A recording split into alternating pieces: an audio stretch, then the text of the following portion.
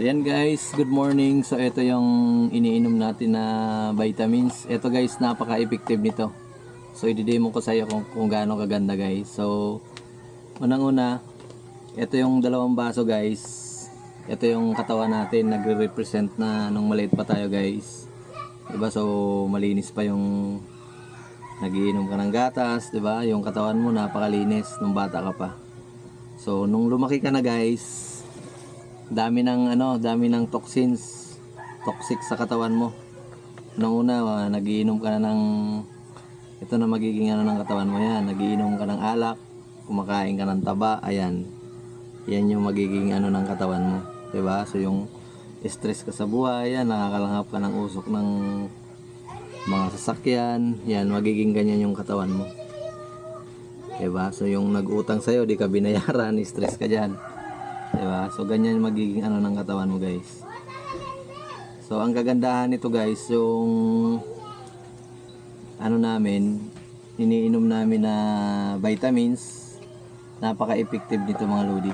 Isang capsule lang yung kukunin natin para makita nyo kung gaano siya ka ganda mga guys. So, ito yan. So kukuha lang tayo ng isa mga lods. Makikita mo naman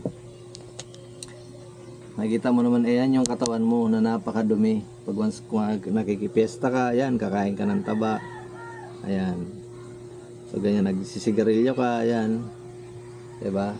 So, itong malinis na baso, ito yung nung bata ka pa, malinis pa. Tapos, nung lumaki ka na, ito na yung katawan mo. So, kailangan lilinisin yan, guys. So, isang capsule lang yung iinumin natin or ilalagay natin dyan. Lilinisin yan, ito yan. So makikita nyo guys, walang daya yan guys. Pakita ko sa inyo kung gaano kaganda. Magic.